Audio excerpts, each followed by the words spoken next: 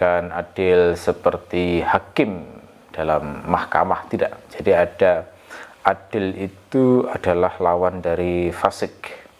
Ya, adil dalam konteks pembahasan saksi di sini adalah lawan dari kefasikan. Jadi adil itu ada konotasi semacam ketakwaan yang bisa menjamin seseorang untuk tidak berdusta atau merugikan salah satu dari pihak yang bersengketa. Apa saja syarat adil itu? Bagaimana seorang saksi bisa disebut adil itu? Abu Syuja' mengatakan, walil adalah khamsus syara'id. Untuk keadilan itu ada 5 syarat. Keadilan itu memiliki 5 syarat. Ini manuskrip yang lain menyebutnya walil adalah khamsatu syurut, gitu ya. Jadi syara'id dengan syurut itu maknanya sama. Itu bentuk jamak taksir. Ya, hanya saja kalau syurut itu jamak dihitung jamak qillah mungkin ya, bisa disebut qillah. Kalau syara'id itu biasanya dipakai yang seperti surat munthal jumu atau apa, saya agak lupa. Yang jelas dua-duanya ini tergolong dari jamak taksir, syurut ataupun syara'id. Apa saja itu? Yang pertama, an yakuna mujtaniban lil kabair. Ya, hendaklah dia, yakni saksi itu ya. Jadi perkiraannya an yakuna syahid atau an yakuna syahidul adl, begitu ya.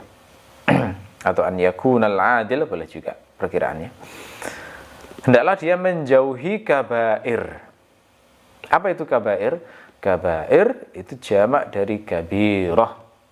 Kabirah itu diterjemahkan sebagai dosa besar.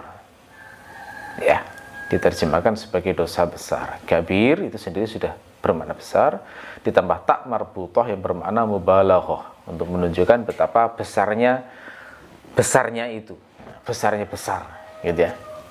Jadi istilah untuk menyebut dosa besar adalah kabirah yang dijamakkan dengan kabair.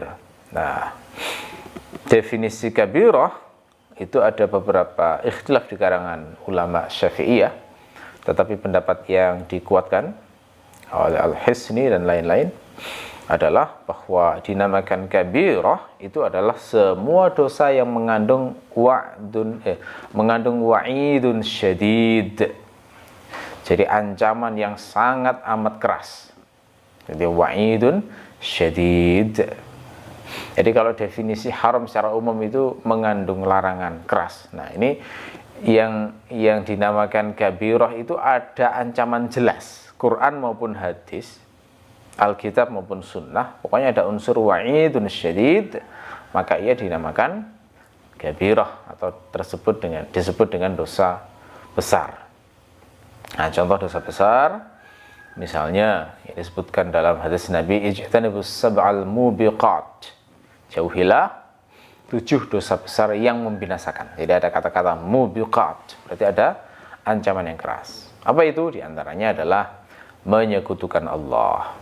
Jadi siapa yang terbukti melakukan syirik jali, syirik yang terlihat gitu ya, dia berani terang-terangan menyembah patung misalnya di depan umum, padahal dia diketahui sebagai seorang muslim, maka gugurlah persaksiannya. Kemudian uququl walidain, ya, berdurhaka terhadap kedua orang tua. Jadi yang sudah diketahui masyarakat pernah menendang orang tuanya misalnya, atau berani ya pokoknya memaki orang tuanya di depan umum misalnya, tidak ngurus orang tuanya yang sudah tua padahal mampu misalnya, maka itu dihitung sebagai uququl walidain, tertolaklah persaksiannya. Kemudian dosa berikutnya adalah aklur riba, memakan riba. Orang-orang yang berprofesi sebagai rentenir lintah darat secara otomatis tidak sah menjadi saksi apapun. Termasuk aklu malil yatim, memakan harta anak yatim. Jadi para pengasuh anak yatim harus hati-hati kalau misalnya diketahui dengan audit atau sebagainya ternyata ikut memakan harta anak yatim secara batil, maka dia berarti digolongkan melakukan dosa besar yang membuat jatuh persaksiannya. Termasuk juga qatlun nafsi allati harramallah illa bil haqq, membunuh jiwa yang diharamkan kecuali secara hak. Jadi membunuh itu kan ada yang hak, ada yang batil. Membunuh yang hak itu misalnya melaksanakan qisas, melaksanakan hudud, jihad fisabilillah. Nah, itu termasuk membunuh yang sifatnya hak. Kalau membunuh secara batil berarti pembunuhan yang sifatnya itu zalim. Nah, ini yang membuat seseorang hilang keadilannya. Kemudian termasuk qadhful muhsanatil mu'minatil ghafilat, menuduh seorang mukmin yang baik-baik, menuduh seorang wanita baik-baik berbuat zina. Nah, ini juga termasuk dosa besar. Siapa yang pernah menuduh eksplisit maupun implisit, begitu ya, maka itu termasuk dosa besar. Kalau di kitab fikih dijelaskan detail itu ya, hal-hal yang termasuk contoh tuduhan. Tuduhan itu nggak harus bilang kamu berzina ya, nggak harus, kadang nggak begitu, ya. Tapi cukup mengatakan dasar pelacur misalnya. Nah, itu berarti tuduhan zina itu, umpatan-umpatan semacam itu. Maka yang kayak begitu itu digolongkan dalam menuduh wanita baik-baik berzina, dan yang seperti itu termasuk melakukan dosa besar. Termasuk watawalli yaumaz zahaf, ya, lari dari medan jihad. Nah, itu juga dihitung sebagai dosa besar. Perzinaan itu juga dihitung sebagai dosa besar. Jadi banyak ya contoh dosa-dosa besar itu, banyak. Kalau di hadis Nabi disebut 7, ada yang nyebut 5. Az-Zahabi nyebutnya malah puluhan, itu didaftar di kitab khusus namanya Al-Kabair. Lebih ngeri lagi karangannya Ibnu Hajar Al-Haytami, itu sampai ratusan itu daftar dosa besar itu. Bila memberi nama kitabnya Az-Zawajir an Iqtirafil Kabair. Oh, ini ada ratusan, belum diterjemahkan sepertinya ya. Ya, itu yang pertama ya. Jadi dinamakan saksi itu adalah yang menjauhi dosa besar. Jadi di sini saja itu sudah terasa ya, betapa nggak gampangnya menjadi saksi dalam peradilan Islam. Karena hanya satu syarat ini saja, menjauhi dosa besar, itu sudah tersaring berapa banyak manusia. Terus yang kedua, ini lebih berat lagi, ghaira musirrin 'alal qalil minas saghair, tidak terus menerus. Musir itu dari kata asor. Asor itu bersikukuh, terus menerus, atau bisa juga dimaknai mudmin, idman, mencandui. Bahasa mencandui itu apa ya? Ya terus menerus tadi ya, ada konotasi dilakukan berulang-ulang sampai menjadi ciri khas dia. Tidak terus menerus melakukan dosa kecil. Ya, saghair itu jamak dari saghirah. Saghir itu kecil, saghirah dikasih mubalaghah. Jadi saghirah itu bahasa lainnya kalau di Quran disebut lamam. Lam mim mim, lamamun. Nah, itu dosa kecil. Kalau orang terhindar dari dosa kecil mustahil, tidak mungkin itu. Tapi kalau berulang-ulang melakukan dosa kecil, maka dia langsung dihukumi fasik. Jadi sudah gugur persaksiannya. Wah, ini lebih berat lagi dari syarat yang pertama. Apa yang dicontohkan dosa kecil itu? Kalau keterangan dari Al-Bukhari, contoh dosa kecil itu adalah an-nazar al-muharram, memandang yang sifatnya haram. Jadi menikmati kecantikan wanita yang tidak halal baginya, itu kan dosa kecil. Kalau berulang-ulang terus menerus sampai dominan dalam hidupnya, fasik dia sudah, fasik. Ya. Nah, yang semacam ini kan di zaman yang luar biasa fitnahnya hari ini kan sangat susah itu, sangat susah. Bukan nggak mungkin, tapi memang sangat susah. Tetapi di sini yang diterangkan oleh para ulama adalah yang dimaksud di sini adalah dalam kehidupan umum dia, artinya yang sampai disaksikan oleh orang. gitu ya. Jadi kalau dalam kehidupan yang ia hanya tahu, yang tahu hanya dia dan Allah, maka itu urusan dia dan Allah, sehingga itu tidak menggugurkan persaksian. Artinya bisa jadi di sisi Allah dia fasik, di sisi manusia masih adil. Nah begitu ya. Jadi yang dilihat itu begitu. Termasuk juga tidak menggugurkan adalah jika dosa kecil yang dilakukan ahyanan. Ahyanan itu kadang-kadang. Jadi kadang-kadang, jadi dia melakukannya kemudian bertobat, terus melakukannya lagi di waktu yang lain, lalu dia teringat bertobat lagi, istighfar lagi misalnya, gitu. Itu nggak menggugurkan keadilan, jadi masih dihitung adil.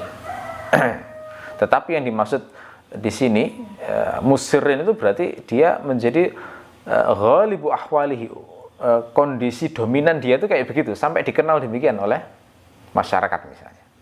Orang itu loh, kalau misalnya di jalan itu melihat ada perempuan cantik, mesti itu matanya itu nggak pernah, misalnya ya, saking seringnya dia melakukan begitu sampai menjadi ciri khas dia.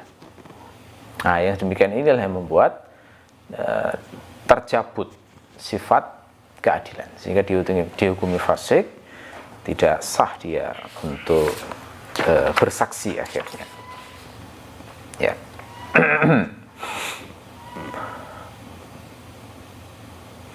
Kata Al-Hisni di kitab Kifayatul Akhyar, beliau mengutip Asy-Syafi'i begini. Walihadza qala Asy-Syafi'i radhiyallahu anhu, "Idza kana al-aghlab at-ta'ah wal muru'ah qubilat asy-syahadah, wa in kana al-aghlab al-ma'siyah wa khilaf al-muru'ah ruddat syahadatuhu." Jika yang dominan adalah ketaatan dan menjaga marwah, maka diterima persaksiannya. Jika yang dominan adalah maksiat dan melanggar marwah, maka ditolak persaksiannya. Nah, jadi yang dimaksud musirin ala shaghair itu adalah tadi dominan dalam perbuatan, sampai menjadi ciri khas dia, sampai orang tahu bahwa orang ini sering melakukannya karena demikian banyak yang ia lakukan ya. Kemudian syarat berikutnya adalah yang ketiga, salimus sarirah. Ya, sarirah itu makna bahasanya hati. Jadi selamat hatinya, begitu ya makna bahasanya. Maksudnya adalah salimul aqidah, salimul aqidah. Maknanya begitu. Jadi keyakinannya itu selamat, keyakinannya benar. Ya. Jadi kalau misalnya orang punya keyakinan yang bermasalah, atau dalam bahasa ulama keyakinan yang bid'ah, maka dia ditolak persaksiannya. Nah, keyakinan bid'ah itu ada dua macam, yang mengkafirkan yang pertama, yang kedua adalah yang tidak mengkafirkan. Nah, contoh keyakinan yang mengkafirkan misalnya mengingkari adanya hari kebangkitan. Nah, jangan kaget kalau saya katakan di hari ini banyak orang yang seperti itu. Ya, jadi dia KTP-nya Islam, ngomongnya Islam, tapi dia nggak percaya kebangkitan. Surga neraka itu dianggap hanya perlambang katanya. Dapat surga itu ya perlambang kebahagiaan, ya di dunia ini kebahagiaannya, begitu. Dapat neraka itu ya perlambang kesengsaraan, di dunia ini kesengsaraannya, dia bilang begitu. Nah, semacam ini kalau terbukti ya di acara tazkiyah saksi itu terbukti memang semacam itu pernah melakukan demikian, ditolak persaksiannya karena dianggap sudah tidak salimul aqidah. Jadi enggak salimus sarirah. Ya, karena dia memiliki keyakinan yang mengkafirkan. Termasuk juga meyakini ada nabi setelah Nabi Muhammad. Itu keluar dari Islam, itu sudah tidak bisa dikatakan masih berada dalam wilayah Islam. Kemudian ada pula persaksian yang tidak membuat kafir tapi membuat fasik. Nah, ini rinciannya juga banyak yang kayak gini ya. Ini dicontohkan oleh Al-Hisni dan juga Al-Bugha adalah misalnya memandang boleh mencaci sahabat. Ya, memandang, jadi keyakinannya adalah boleh mencaci sahabat, seperti yang dilakukan oleh mayoritas kelompok Syiah. Ya. Nah, yang semacam ini ditolak persaksiannya, karena berarti tidak memenuhi syarat salimus sarirah atau salimul aqidah. Ya. Lalu kemudian syarat yang keempat, ma'munal ghadab, aman dalam emosi. Ya, manuskrip lain berbunyi ma'munan 'indal ghadab. Jadi aman dalam dalam kondisi emosi. Maksudnya gimana itu? Maksudnya adalah bukan nggak pernah marah, nggak mungkin. Tetapi kalau marah itu tidak pernah melampaui batas, gitu ya. Marahnya tidak pernah melampaui batas. Jadi marahnya marah yang wajar, marah yang nggak sampai menggiring seseorang dalam kebatilan, gitu. Kemudian yang kelima adalah muhafizun ala muru'ati mithlihi, menjaga marwah yang semisal dengan dirinya. Apa sebenarnya menjaga marwah di sini? Ya, kata Ibnu Qasim Al-Ghazzi adalah muru'ah itu maknanya adalah takhalluqul insan bi khalqi amsalihi min abna'i asrihi fi zamanihi wa makanihi. Jadi seseorang itu berbudi pekerti, berakhlak, berkarakter dengan budi pekerti yang semisal dengan dia di zaman dia dan di waktu dia, yakni orang-orang yang dikenal sebagai orang-orang yang terikat dengan adab-adab syar'i. Nah, yang definisi semacam ini itu memang nanti banyak kembali ke uruf, kembali ke uruf. Uruf kalau masyarakat uruf di zamannya itu memandang itu tidak pantas, gitu ya, maka itu digolong tidak menjaga marwah meskipun secara hukum itu bukan maksiat.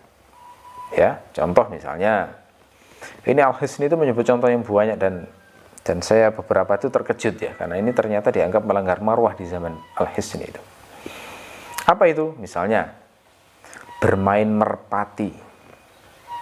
Gimana itu bermain merpati? Ya gini, jadi merpati kemudian diletakkan terbangan di atas ini. Itu bagi untuk syarat saksi itu melanggar marwah, itu ditolak persaksiannya orang yang punya kebiasaan semacam itu. Zaman itu ya. Termasuk juga mughanni, penyanyi. Ditolak persaksiannya. Penyanyi baik dia didatangi orang untuk menyanyi atau dia diundang untuk menyanyi di depan orang. Termasuk juga raqqas, penari. Ya, saat menerangkan penari ini, Al-Hisni menulis kritikan terhadap sebagian sufi keras sekali. Ya, karena di zaman beliau itu sudah ada sufi yang salah satu amalannya adalah menari. Kalau kita belajar sejarah tasawuf, tarekat sufi yang banyak mengajarkan tari itu diantaranya banyak ya itu alirannya. Diantaranya adalah tarekat yang dinisbahkan pada tarekatnya Ar-Rumi. Itu nari ini sampai ada yang levelnya muter-muter sampai teriak-teriak hei hei hei gitu ya, ada videonya, saya pernah lihat itu. Sehingga ya memang orang melihat, jangankan orang ulama ya, orang awam aja melihat kok seperti nggak pantas seorang yang pakai surban, jenggot-jenggot besar itu senari-nari teriak-teriak, itu memang ya merusak marwah. Kemudian yang juga sempat saya singgung di pertemuan kemarin adalah makan di pasar. Di zaman dulu itu nggak biasa makan di pasar. Jadi kalau sampai ada orang makan di pasar, kecuali karena lapar yang di depan pintu misalnya gitu ya, seorang pedagang yang terpaksa itu dianggap melanggar, merusak marwahnya. Nah, termasuk juga menyelonjorkan kaki di depan orang.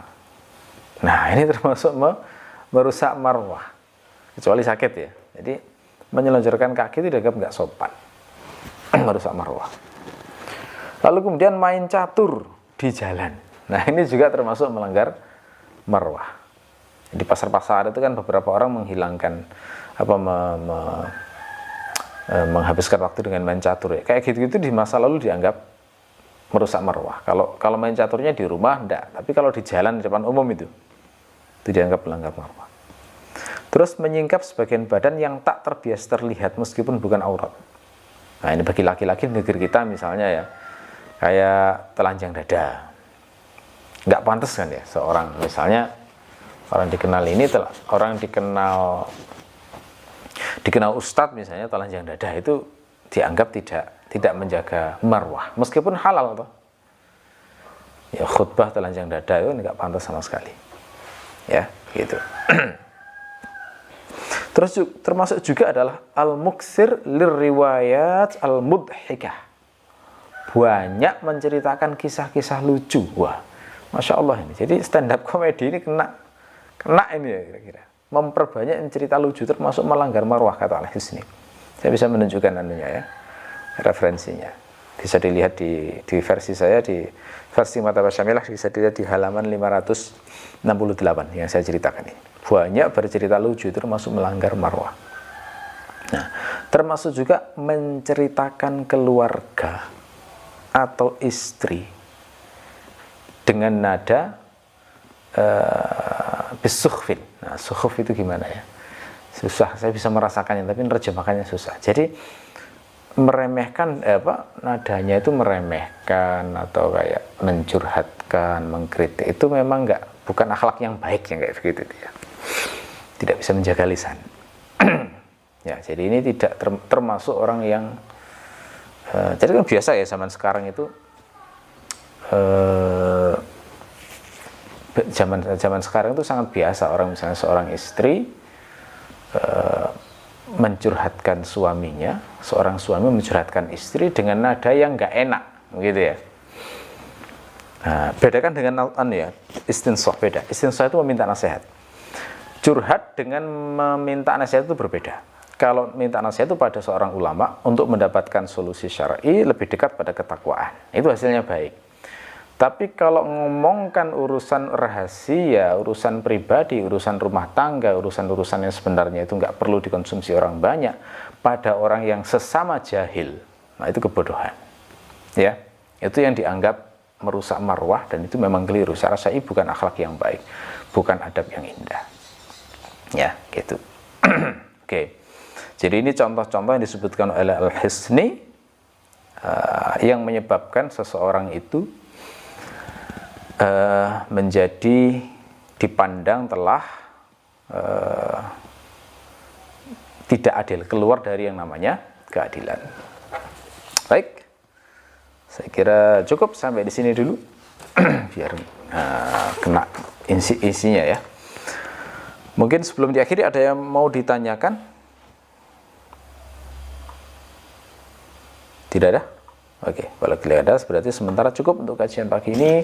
Mudah-mudahan bermanfaat. Kita akhiri. Subhanakallahumma bihamdika asyhadu an la ilaha illa anta astaghfiruka wa atubu ilaik. Assalamualaikum warahmatullahi wabarakatuh.